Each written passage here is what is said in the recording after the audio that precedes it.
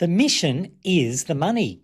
How one Army veteran turned financial discipline into a career helping Queenslanders build wealth on their own terms. Hi everyone and welcome to Queensland Business Stories, brought to you by connectedplatforms.com.au. IT done right, done better. Today we welcome Rob Creaton, founder and director at Millennial Wealth. With a decade of financial planning and advisory, Rob has built a reputation for being an advisor who meets people where they are, regardless of how far along they are on their wealth building journey, wherever they happen to be. Here's the guy. Look, thank you so much for joining us today to share your story. Really appreciate it. How are you going today, Rob? Yeah, thanks for having me, Chris. Really appreciate it. And yeah, going great. Look, you've got a fantastic story, a fantastic background. You're the perfect person to come on here because I know other business owners will be very interested to hear what you've done, how you've come about it. Let's start off with a little bit of that background. It's fascinating. You started in the Army. You ended up in a very different path. Talk us through how you got there. Yeah, it's a really good question, and it's not your normal typical career path that you see most financial planners take, or most professional services business owners for that matter. So, long story short, I guess when I was a lot younger, I'd always wanted to join the Defence Force. I don't really know why. I don't have a massive family history in there or anything like that. It was just something that, I guess, I don't know, as a kid growing up, you always playing army and running around the neighbourhood, doing all that type of stuff. And it was always something that really interested me. And so, because I grew up in Victoria as well too, so not Queensland born and bred, but may as well be a Queenslander now because I've lived up here for so long. But basically, long story short, I joined the Army at 17, so straight out of school. And at the time, for me, it was more about wanting to go into like a full-time career-based job. And at the time when I joined, I thought that it probably was going to be my career for the next 20 or 30 years. So yeah, joined up when I was 17, did all the basic training. I joined up in artillery. So basically really big guns, firing really big munitions, really long ways to blow things up, if you want to keep it real simple. And so, yeah, so that's how I started my first, I guess, full-time role, I suppose, in the military. And from blowing things up to trying to keep people from blowing up finances, that's a bit of a segue, isn't it? Like the commerce degree, Yeah. what was the path that took you down that commerce role? Was it part of the Army training, something you did on top of it? Yeah, so it's something I did on top of it because I joined through the enlisted route, which meant that I didn't go to like the Australian Defence Force Academy or RMC or anything like that, where you can actually go and get defence to pay for your degree. So the commerce degree was something that I did just off my own back, purely as something that I was quite interested in. And by the time I got to study that degree, I think I was maybe three and a half years into defence, and sort of came to the realization that it wasn't going to be a long-term career for me. Like, don't get me wrong, I enjoyed my time, and looking back on it now, I look back on it with really fond memories. But at the time, I just thought this isn't going to be for me for the next 20 or 30 years. I've got to do something else. And where commerce sort of came into it was while I was in defence, we might touch on this a little bit later potentially, I started looking at ways to try and make the most of my income because I was, 17, 18, 19, earning like $70,000 to $80,000 a year. And that was a solid, 15, maybe more than 15 years ago, which was quite good money for someone of that age. And instead of doing what everyone else did in the Army, which was buy cars, motorbikes, or spend it on alcohol, obviously I did a little bit of that, but I also thought, what can I do to make the most of this, right? Make the most of this opportunity. And that's when I started investing in shares. And, once I started doing a bit of that, I thought, you know what? People actually can do this for a job. And that's what sort of led me down the path of studying a commerce degree, because I thought, that can give me 20 different options for where I could potentially go in my career after defence. And I know there'll be a few people watching this in my community who've got sort of Army backgrounds, a similar story. It's you make decent money, but it's very easy to spend that money when you're amongst other guys all thinking along the same lines. The car. When you say the cars, I had to giggle because I know there's a few who will watch this will go, "Yep, that's where all my paychecks went for those first few years." But when you've turned that into the business now, you've got Millennial Wealth. Let's have a little bit of an explore of the clients because interesting to me your targets in particular, who you're targeting as clients, and who is the person who picks up the phone? Who is the person who's most likely to show up and need the services that you provide? Yeah, it's a good question. And I've probably got a little bit different to what a lot of financial planning firms do. I'd say the majority of financial planning firms, they're targeting the pre-retirees and the retirees. So normally probably your late 40s, early 50s through to 60s and 70-year-olds.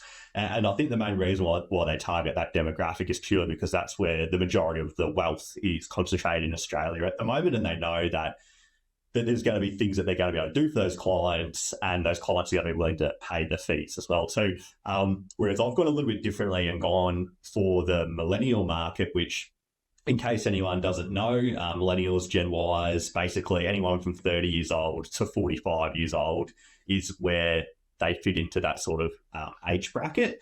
And so I think it's a really big opportunity because not many advisors are servicing that market segment.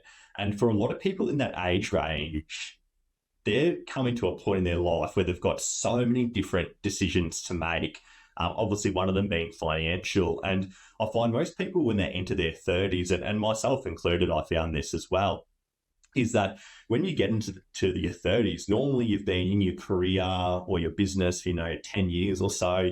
You're at that point where you're starting to rise up through the ranks of seniority. You're starting to make good money, and you're sort of not really sure what to do with it. So a lot of these people at that weird junction in their lives where, they already have a house, they've got some kids, they've got good surplus cash flow, they've got some equity, and we're seeing a lot of that at the moment with the way house prices are going. Yep. And they're like, what do we do? Do we buy an investment property? Do we invest in shares? Do we put more money into super? How do we do that? What do we invest in? Like, there's just got so many questions, and that they're just stuck almost. And so someone like me can help them sort of decide which route or a combination of those routes is going to be best for them. And it is an important juncture in life, as you've sort of highlighted there, where for a lot of people, because they're so busy with their career or their business or whatever they're doing, they don't necessarily have the time to focus on that financial aspect. But I mean, you've got an interesting tagline: plan today, own tomorrow. I think for a lot of people, that is the objective, right? Like, the objective is to take what they've achieved in these most productive years, in those millennial sort of years that they're sitting in, where they can then convert that into potentially early retirement, whether they can convert that into at least stability going forward. And I want to come to that shortly, some of the instability that's around at the moment and how people are thinking about that. But what does it look like for someone if they're sitting with you in that first meeting, coming in not at retirement yet? So like you made the point, a lot of people are targeting older sort of clients who are at that point. What does it look like if they're not someone that's at that point, but they're trying to go, well, hang on, can I speak to you about maybe retiring early? What does it look like? Yeah, so it's a good point you make there because, a lot of these people that come in, potentially for them, retirement might not be for another 20 or 30 years. So really what we're trying to do in the first meeting is determine what they actually want to achieve, both short, medium and long term, rather than just trying to go, look, just buy an investment property because that'll grow your wealth. It's sort of like having investments with no actual objective or goal, in my opinion, is pretty pointless because you're like a ship without a rudder, right? You're just floating along and, hoping for the best. Whereas like I'm really big on what we call goals-based advice, which is something that a lot of financial planners will do these days, but really sitting down with the client in the first meeting. And I'd say probably more than half of our first meeting conversations is really about what they want to achieve and what they're hoping to do. And so for some of those clients, it might be a conversation around, look, like we don't want to work to 60 if we can avoid it. Maybe we want to retire early at 50. And so once I know that, we can go, okay, great, we want to retire at 50. Well, then how much income would you need is sort of the next question. And once we've nailed that down, we can work back and go, okay, well, if we need $100,000 of income, we might need $2 million of net assets to produce that income. So what do we need to do to get you to that $2 million net asset point. And then it's also layering in all the shorter term and medium term considerations as well. So for a lot of the younger clients, some of their goals, might be, I want to go on a holiday every single year with the family. That's going to cost us between $10,000 and $15,000. We need to make sure that we've got enough funds set aside for that.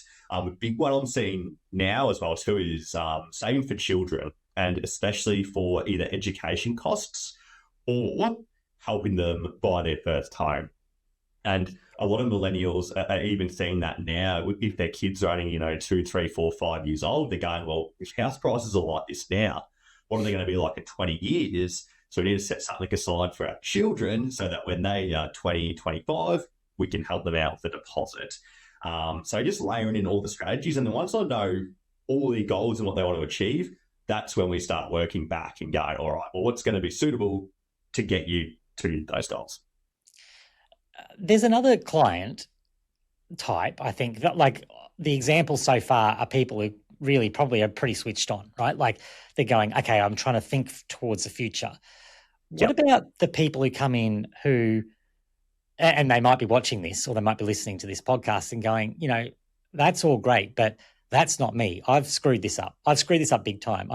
There'll be people who'll be scared to go and speak to someone because they're embarrassed, or they just don't feel that they have done what they should have done. They know, like we all know when we've made big mistakes financially and kick ourselves for it.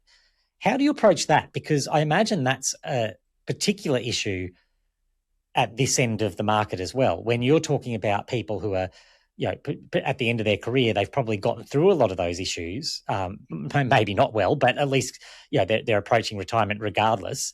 But for people sitting at this end who maybe go, well, what do I do? Yeah, so I think when we approach those sort of conversations, it's a bit about, number one, going, look, even if you've made a mistake, we still have time to try and correct that mistake. Even if people are, at 50, 55, we've still got a few years left up our sleeve to try and make the best of the situation. Like, obviously, it's not ideal to leave it to the last safe moment to go speak to a financial planner if you've made a few errors along the way, because for us, the more time we have available, the better the outcome we're going to be able to produce. But I think a lot of it comes back to the education piece and educating clients around certain strategies and what they can do to not make the same mistake twice. And a really common mistake that I've seen over the last probably 5 years or so is people that could have purchased properties in very regional towns or in mining towns. The mine shut down and left, and the property values have plummeted, and they're left in a really precarious situation. And sometimes with those clients, unfortunately, it can come down to just having that hard conversation with them and being quite blunt and saying, look, we just need to cut our losses here and sort of hit the reset button essentially and start to build again from scratch rather than just throwing good money after bad. And I think that's probably one of the things I really like to try and do in my business is, even if the conversation is hard, I'm still going to have it with that client and be as blunt and direct as possible. And look, some people might not enjoy that, but I think, from my perspective, I'd rather just put it all on the table and say, look, yes, you might have made an error in the past. We need to try and get rid of that error, and going forward, we need to build things this way rather than just compounding our mistakes, essentially. So there's a bit of tough love necessary. We all need that from time to time, but do they walk away with a sense of relief? I imagine most people do.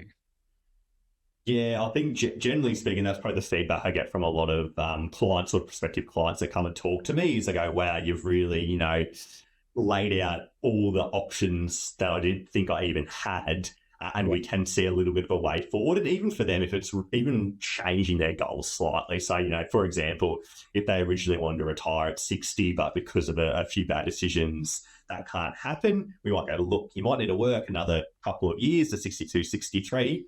But if you do that, we can still get you to this point where you can still have a great retirement. So it's definitely, not the end of the world. And 62 or 63 is still not 70 with the right advice. Like that's the point, I suppose. That's right. So yeah, exactly. We'll have a lot of people listening, running their own businesses. We personally have clients in healthcare, construction, professional services, all those sort of areas. But the business side of this is also important. What's the mistake that business owners often make? You've talked about sort of the personal side, but what about business owners from their business perspective? Is that something that also requires a little bit of guidance, a little bit of tough talk potentially? Yeah, definitely, Chris. I think the biggest thing I see a lot of business owners, or the biggest mistake I see them make, and don't get me wrong, if business is going really great and it's doing really well and you're building a nice saleable asset in the future, maybe you can do this. But I see a lot of business owners, literally their business is their retirement plan. Yep. They don't pay any attention to super. They don't have any other investments outside the business. It's literally the business or nothing. And so, like I said, great if that business absolutely kills it. The revenue's fantastic. The profit's really good. And long-term, that's great. But, as a financial advisor, I'm always like, well, don't put all your eggs in one basket. We've got to have a few different streams of income there. So, if one of them falls over, we're still going to be okay. And I think that's probably the number one thing that I see is just 100% reliance on the business. And I completely get it as a business owner myself. You put so much time, effort, and energy into your business that, you want it to be successful and provide for your retirement, but you still need to have other irons in the fire to make sure that, you're covered for anything that sort of eventuates. So that's the biggest one for sure. I mean, I struggle with that advice, and I know lots of people probably do sometimes, where they go, oh, well, I should be diversified, but ultimately diversification comes with a cost, right? The cost is you have to understand what you're doing. But where I've settled on that with my own investments and with people that I speak to is often diversification can still be in the area that you know about. Like, it doesn't have to be necessarily completely something different that you're unfamiliar with. But it's a really valid point to say having all your eggs in that business basket, your particular business that you're doing, isn't necessarily the way to play it. I mean, there's other ways that you can be affiliated in the area you understand without being completely reliant on that one source. Exactly. And yeah, I get that all the time, right? I could get people coming to me that, 90% of their investing experience has been in property, whether that's commercial, residential, industrial, and that's what they know. And look, if they're comfortable with that, we can still get diversification in that area by either buying lots of different properties in lots of different locations. That's diversification by geography, or even getting involved in like they call them real estate investment trusts, which are basically big managed funds that buy up lots of different types of property assets like shopping centres, airports, container places, I guess you could call them, those type of things. And you can get exposure and diversification that way as well too. And the same applies for all types of assets, even like commodities like gold and silver, right? Like you can buy a basket of gold miners or silver miners. Like there's all different ways we can get diversification. Even if you're into businesses, there's things that you can utilize that you can buy up portions of businesses basically as well too. So and that's really ways to do it. That's really interesting one, the businesses one, because particularly for some people listening to this who are very much experts in their business area, there's ways that you can diversify by just having a little bit of exposure to some other businesses that are in a similar space, but maybe doing something a little bit different. So it's just having that creative thinking around it that really requires often just someone else on the other side of the table. Absolutely. And I think that's where people get the most value from, using someone like myself, is just getting that outside view of, not having someone that's in the trenches in the business every day working on it. You've got someone that can throw a few extra ideas into the mix. And the biggest thing for me too is I have no emotional attachment to their business. Yeah. For me, I literally just see the dollars on the page, on the balance sheet, on the profit and loss statement. And for me, it's just numbers. That's it. And it's an easy exercise for me. Whereas for, the business owner themselves, obviously there's going to be much more of an emotional attachment involved there. And it can be harder for them to make certain decisions because of that. So just back to this early retirement idea, like this is the dream, right? Like there'll be a lot of people listening to this going, that's what I really want. What does it actually take? Like if you're, from what you've seen, who are the Queenslanders who pull that off what are they doing differently to everyone else? Yeah, I wouldn't even say they're doing anything too different, to be honest, Chris. They're just willing to, one, structure their finances in such a way that it's quite disciplined, but two, also willing to take on a little bit of investment risk. And when I say investment risk, I'm not talking about putting your money into, shares that are worth, 10 cents a share, or dumping all your money into cryptocurrency. It's about calculated investment risks. And, at the moment, a lot of the wealthier clients that I've seen, or the ones that I've worked with that have done really well, is in the property space, particularly residential property.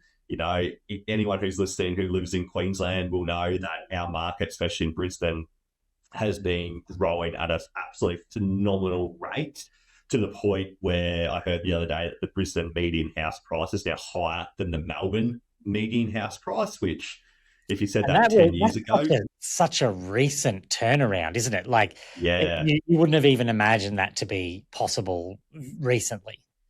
not at all. It's absolutely phenomenal to see that growth happening in Southeast Queensland. And so a lot of people that I've worked with that have done incredibly well is through residential property. And that might be, we purchased, or I didn't purchase, but they purchased one property, 5 years ago. And in that time, they managed to build, $400,000, $500,000, $600,000 of additional equity in there. And then they've used that to buy another property and then grown equity through that. And by doing that, you're just compounding further and further your total net wealth. And why property is so, it's not unique, but in Australia particularly, like, there's nothing else that you can go to the bank and go, hey, I've got a 20% deposit, let me borrow the other 80%.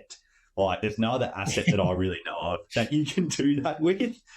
Certainly not shares, right? Like, yeah, you can borrow to buy shares, but there's only certain limits you can go to. But property banks just love going, yeah, great, we'll just give you all the money for it. And you can really leverage really hard. And I'm not saying people should be leveraging to the point where the loan repayments become pretty much impossible to deal with, but certainly taking on a little bit of a calculated financial risk and buying those investable assets is going to compound the wealth creation so much faster than just simply paying off your mortgage and putting money in the bank, which is probably that old school mentality of, people of my parents' era, that was the advice that they sort of got, or the advice that they would give to us, is just pay off your mortgage and save your money in the bank.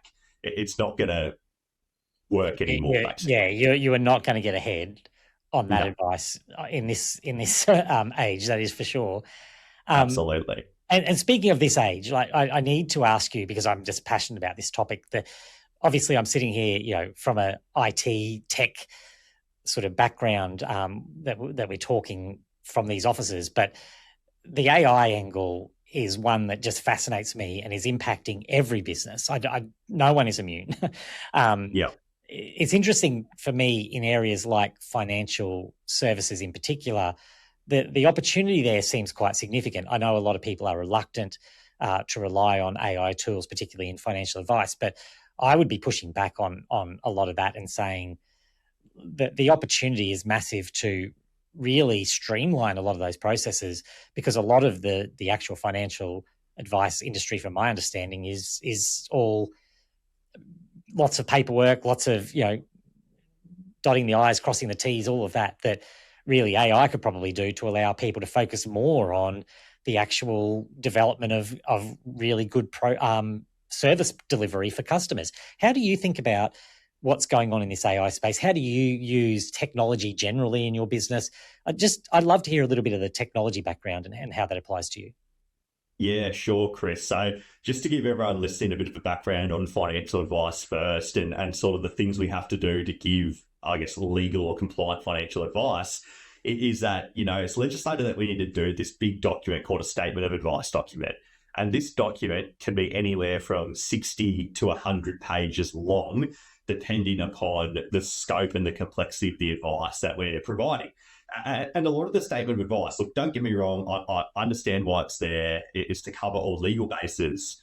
But to be honest, a lot of clients don't actually care about what's in that document. They just want to know what they need to do to get from point A to point B in the fastest time possible, basically. That's really what it comes down to. And so as a requirement, we've got to produce one of these statement of advice documents. And, to be able to draft a document of that size, even with templates, takes an incredibly long time, a lot of man hours, not to mention all the other bits and pieces that go into the background of producing that document, or the compliance boxes that we've got to tick. So if, for example, we've got a client who's got, say, $20,000 of cash at bank to invest, they're quite young, they just want to start their investing journey, or if I've got a client that's got $2 million to invest, I've got to do the exact same advice document, the exact same process for the $20,000 client that I have to do for the $2 million client. And the biggest problem with that is if we've got to do the same amount of work as a business, we've got to charge the same amount of money for that work. And the problem that we've got is a lot of people in that the lower end, or the people just starting out in their financial advice journey, go, well, look, like, yeah, I'd love to get financial advice, but I just can't afford it because these guys have to produce this massive document that's going to take them like so much time as a business to produce. And, they're just not going to get the advice because of the cost. And so that's where I see AI as a really great opportunity for our profession and lots of other different professional services providers, because if we can have something in AI that helps us produce these advice documents, helps us do all the comparisons of the investments, the products, all those sort of things, that can cut down the amount of hours that we would need to spend on doing all these drafting. And then, ideally what I'd like to see is that we can reduce the cost or the barrier to entry of advice for those investors that are starting with a lower amount of money, so that they can get that advice at a cost that, they're willing to pay, rather than having to be charged a high fee just because of all the box ticking and compliance stuff that we have to do. So that's one area where I think it'll be really useful. And the second one as well is all the analysis on investments, even cash flow analysis. I've mucked around with that a bit as a tool, looking at budgets and help using AI to identify, where the leaks are in someone's budget, what we can look at cutting down on, where we can find inefficiencies in certain things. I think that's really impressive what it's starting to do there as well too. And where I use it in my business at the moment, a lot of the time I'll use it as almost like a second double checking for some things, because, a lot of the rules and legislation and caps around super and investments, I know off the top of my head and have a really good understanding of that. But sometimes, I just find it helpful to plug that into AI and go, hey, can you just double check this piece of legislation or this particular contributions cap? And it can, do all that hard work for you, rather than having to, pull all that information yourself. So I think it's really useful from that point of view as well.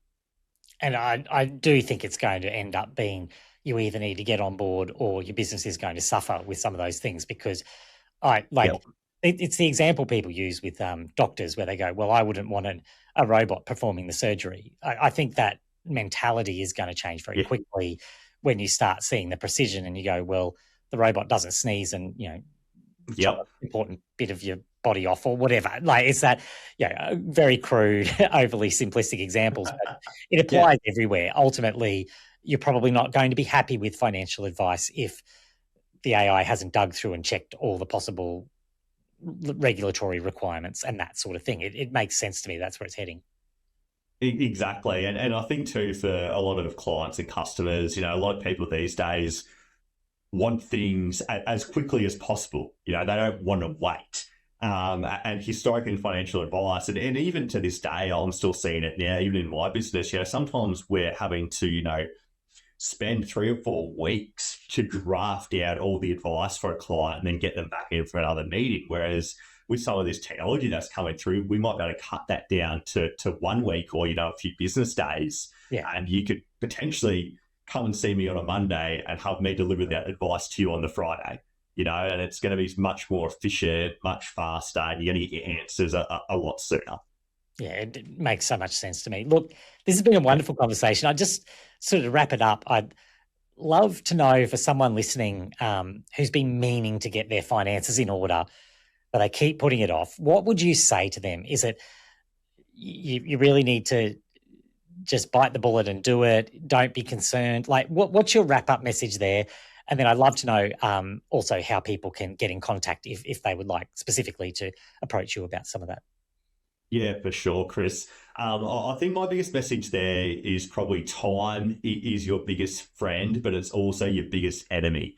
And with anything, especially when it comes to investments, the longer we have to sit in an investment and compound those returns, the quicker we're going to get you to your goal and the better a long-term outcome's going to be. I find, like where I used to be an advisor previously, we did a lot of retiree advice, and you get people coming in who are, maybe only a year or two from retirement, and, good on them for still coming in. But the problem is I can only do so much when we're at that point. It's not, I can't wave a magic wand and make everything fantastic. It's just not going to happen. Whereas, if you've got a 15 to 20 year lead time on where you want to be, there's just so much that we can do and structure properly in that early stage to be able to build off it and get you to where you want to be. So definitely I'd say to people that the earlier, the better. Like, I wish people, got their first full-time job out of uni and the first thing they did was go get financial advice straight away to structure everything right, so that they know when their pay goes up, we put a bit into this bucket, we put a bit here, we've got all our personal insurance is sorted, everything like that. And it would make their life a lot easier, but, that normally doesn't happen. So, yeah, I would definitely say to people, time is your biggest friend, but it's also your biggest enemy. So the sooner you get started, the better. In terms of how people can find me, a few different ways. Obviously, my website, www.millennialwealth.com.au. I am pretty active on social media. So Instagram, it's Millennial Wealth AU, and TikTok as well. Post a lot of educational content, everything like that, pretty much every day. So if people just want to jump on there and follow along, if you want to get in contact with me, either through those channels or straight on the website, the contact inquiry form. And basically anyone that wants an initial consult, we offer those at no cost as well too. So all you've got to lose is a bit of time essentially, and that's it. So. And as you've pointed out, time is the most important part of this whole process. So probably worth giving up a little bit of time to come and have a conversation. Look, thank you so much for your time and valuable insights. I know our audience is really going to appreciate your background there and what you've done. Thank you. I really appreciate that. You're welcome, Chris. Thanks for having me on. If you have a Queensland business story that our audience would be interested in, reach out. You can contact us at connectedplatforms.com.au. We'd love to hear from you. Also, we highly value any feedback on what you like, don't like, want us to change with this podcast series as we settle into the format. So let us know as we go. And if you think we've done really well, we always appreciate a Google review. Anyone watching this will realise that, for businesses, those Google reviews are like gold, really. So make sure you offer one of those if you really appreciate this work. But thank you everyone for watching. We'll be back again next week with a brand new Queensland business story. So thanks for watching, and let's stay connected.